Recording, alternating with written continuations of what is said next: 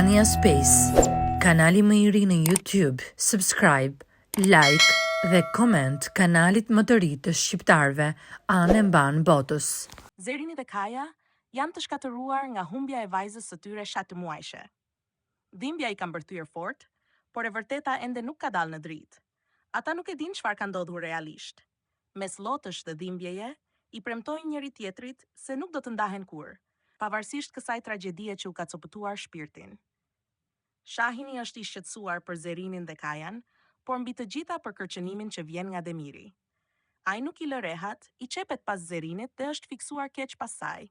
Nuk i intereson dhimbja e saj, as fakti që ajo nuk është e lumtur dhe nuk e do.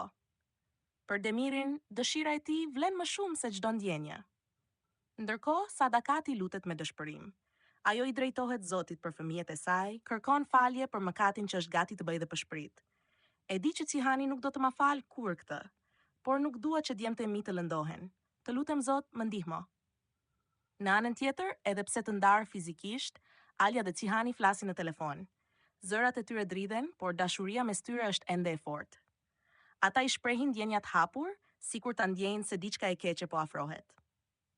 Po atë natë, Cihani sheh një mak të tmerrshëm. Në ëndër, dikush e plagos Aljan dhe ajo vdes.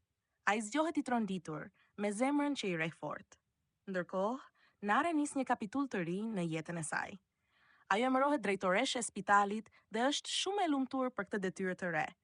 Por Shahini ndjen një shelozi të lehtë. Ai shkon në spital me një tuftë të vogël, simbolike për Naren. Por situata tensionohet kur kryemjeku shfaqet me një buqet shumë të madhe.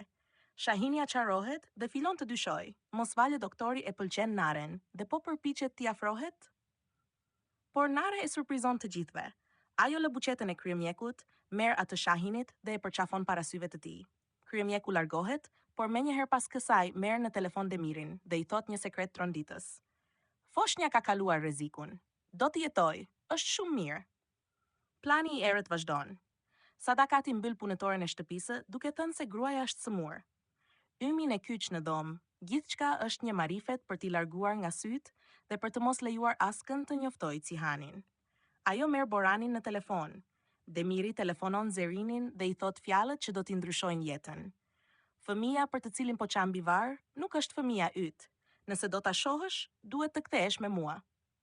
Plani i Sadakatit funksionon.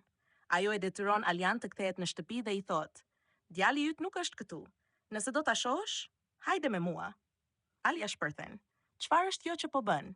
Pse po më shantashon me djalin tim? Nuk do të më ndash as nga ai, as nga Cihani." Por Sadakati ka shkuar shumë larg. Një helikopter është gati. Do t'i çojë direkt në Stamboll dhe më pas në një vend tjetër për të humbur çdo gjurmë. Borani e gënjen Denizin, i thot se do të shëtisin. Djali hipën në helikopter, i lumtur dhe i pavetëdijshëm për rrezikun.